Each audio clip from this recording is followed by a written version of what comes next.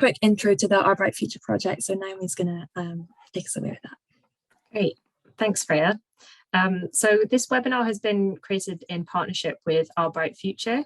And for those who aren't familiar with their work, I'll just give a little bit of an overview about who they are. So they're a UK-wide coalition of organisations led by the Wildlife Trusts, and they aim to tackle the simultaneous challenges of the climate and nature emergencies, the growing mental health crisis for young people, and high levels of unemployment among 16 to 25-year-olds. And the Our Bright Future programme runs 31 individual projects across the UK, and they're engaging with over 100,000 young people, which aims to get young people out in nature, learning new skills, protecting our environment, and also feeling the mental health benefits of this work. And the projects are completely youth-led and focus primarily on the 3 asks, which are up on the screen. So the first one is all around learning in and about nature. Ask 2 is supporting young people to get green jobs. And then the third ask is for young people to be heard and to play an active role in society and the decision-making process. So today's webinar focuses mostly on ask 3, and we hope that by learning more about the council elections work and how councils influence local climate action, that you'll hopefully feel inspired to get involved in local decision-making related to the climate, as showcased by some of our amazing guest speakers today. So we're just going to give a brief introduction to how the council elections work, which might seem a little bit confusing and maybe even a bit overwhelming at first glance, but hopefully today's webinar will break everything down into some bite-sized and easy to understand chunks, so you'll come away feeling a lot more knowledgeable about the process and how you can engage. And if you do have any questions as Freya and I run through the process, feel free to put them in the chat box and we'll try and come back to them at the end, as we might answer some of the questions as we go through the presentation.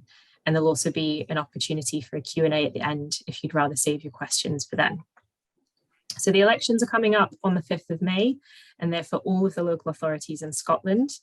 We have 32 local authority areas, which are each governed by an elected council. Most of the everyday operations of the council will be run by council officers and employees, but the decisions are made by the elected councillors. Each local authority area is divided into different wards, and how many wards you have depends on your area and population size. And each ward is represented by several councillors. Again, they're dependent on population size. And you can find out which ward you live in and who your councillors are by using the link in the chat box. Just like MPs or MSPs, councillors usually represent different political parties. So all of the ones you're probably familiar with: Conservative, Labour, SNP, Green Party. But it's also common for councillors to stand as independents. So they might not represent a particular party. And the party with the most councillors elected forms the council administration, and any of the other parties make up the opposition. But because there's so many councillors, and often a lot of them are independent, it's quite common for councils to be governed by a coalition, so a group of parties and independent councillors, which are decided according to various alliances and deals. And councils are elected every 4 years, just like MPs and MSPs. So your local council has got power over a lot of the services that you'll use every day, but you probably don't really think about that much. So for example, they're responsible for the upkeep of all the roads in the local authority area, as well as any like public transport, although they'll probably subcontract this kind of work to other companies. And councils are also responsible for waste and recycling collection, as well as what happens to that waste once it's been collected, for example, whether it goes to landfill or if it's incinerated or if it's shipped elsewhere in Scotland or overseas. And councils also oversee measures to reduce air pollution in their local authority areas. So depending on what that area is, that could include introducing low emission zones or parking controls or electric vehicle charge points. And they're also responsible for improving people's access to green spaces, as well as housing and planning. So every new building development has to be approved by the council. So this is a good opportunity to make sure that any new builds in your local authority area are held to the highest environmental standards. So another area that councils have control over, which will also be relevant to many of you, is schools and education. So all the state schools in your local authority area will be owned and run by the council. So everything from where the electricity and heating comes from to what's on the lunch menus under their control. So that's something else that you can ask them to make changes in. So there are plenty of opportunities for councils to decarbonise and reduce their own emissions, as well as the emissions that kind of fall within their jurisdiction. And many councils have already declared a climate emergency and produced decarbonisation plans. So it's definitely worth checking on your council's website if your council's already done this before asking them to do so. So councils will also usually have a climate change working group or committee as part of the council. So you can get in touch with them to ask what's happening as well.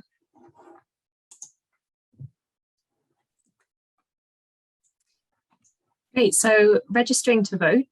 You can vote in these elections if you're age 16 or over on the day of the election, and if you're a British, Irish or EU citizen living in Scotland, and citizens from other countries who have leave to remain in Scotland, so that includes people with refugee status, they can also vote, which is quite a recent development. But don't worry if you don't fall into any of these categories or if you're under 16, there are still loads of ways that you can engage in influencing decision making, which we'll touch on a little bit later this evening. So you need to register to be able to vote, which you can do online. And if you've registered to vote in a Scottish or UK election before and nothing about your address, citizenship or name has changed, then you don't need to register again. But if any of those things have changed since the last election that you voted in, you'll need to register again. And if you're a student, you also have the option to register either at your home address or your term time address, if these are different. And registering to vote only takes a few minutes. And all you need to give is your name, address, and national insurance number. So it's nice and easy. And the deadline to do this is Monday, the 18th of April. So you still have time to register over the weekend if you haven't already registered. And the link to register has just been shared in the chat box as well. And if you know you're not going to be at your home address on the day of the election, you can register for a postal vote or a proxy vote. And voting by post means that you can vote in advance and from anywhere. And having a proxy vote means that someone else can vote in your place. And the deadline to register for a postal vote is Tuesday, the 19th of April. And the deadline for proxy votes is Tuesday, the 26th of April. So again, you still have a little bit of time left to get registering. And once you've registered, you'll get your polling card in the post, which tells you where your nearest polling station is, so you can go there to vote. And it's important to remember that you can only vote at the polling station named on your polling card unless you have the postal vote. And on election day, all polling stations are open from 7 a.m. until 10 p.m. And you can go and vote at any time in that window. But just remember to be prepared for queues if you go at a particularly popular time. So I imagine sort of 5 to 6 p.m. might be a bit busy with people finishing work. And you don't need to take anything with you when you go to the polling station. The election officials just check your name off their list and then they'll give you your ballot paper when you get there. And you'll go into a voting booth for a little bit of privacy for you to fill out the ballot paper, and then you'll just post it into the ballot box and then you're done.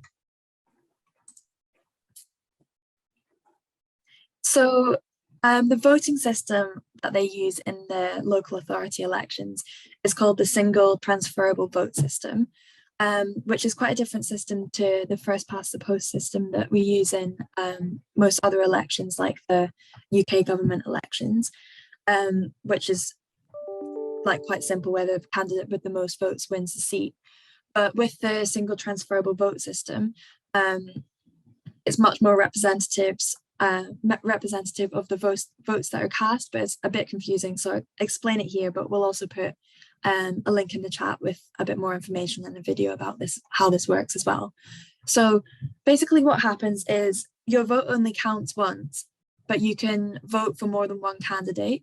So voters get asked to rank the candidates in order of preference. So you put numbers in the boxes beside each candidate's name.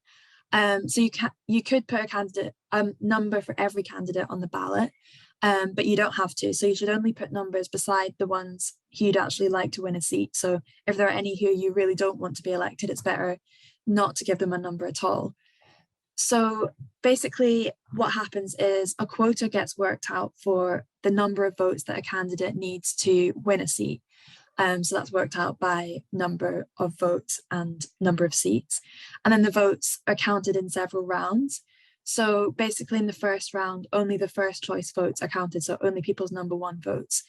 So if this results in some candidates reaching or getting over the quota, then that means they've won the seat automatically. And then any excess votes above the quota are redistributed to those voters' second choice candidates.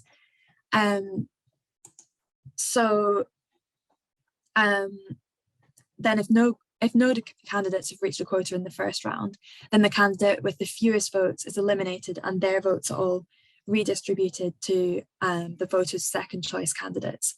So then this process continues for as long as it takes for the required number of candidates to reach the quota. So it could be like several rounds, it could just be 2 rounds, just depends on how many votes are cast and how many seats there are available. So it might seem a bit complicated, but it actually leads to a much more accurate representation of people's views because it removes the need to vote tactically, and it also wastes fewer votes. So yeah, there's a link in the chat to a bit more information about that. So what happens after the elections? So once the votes have been counted and the councillors have been elected, the process still isn't over. The council administration needs to be formed, which follows a very similar process to how the UK or Scottish governments are formed. So if one party has a majority of elected councillors, then they'll make up the administration and everyone else will form the opposition. However, because of the single transferable vote system that Freya just gave an overview of, and because of the high number of independent candidates at council elections, there's often not a clear majority, so coalitions have to be formed. And they're formed according to various alliances between parties and independent councillors, and that often involves a lot of negotiating and deal making. So hopefully all of that makes sense and you have a bit of a clearer understanding of how the council elections work and how you can vote. But I know we've given you quite a lot of information to digest, so we're just going to take a short pause here before introducing our guest speakers and just give you an opportunity to ask any questions about anything we spoke about, or if there's something you're not sure about or that's not clear, feel free to either put your hand up or just put your questions in the chat box and we'll do our best to answer them.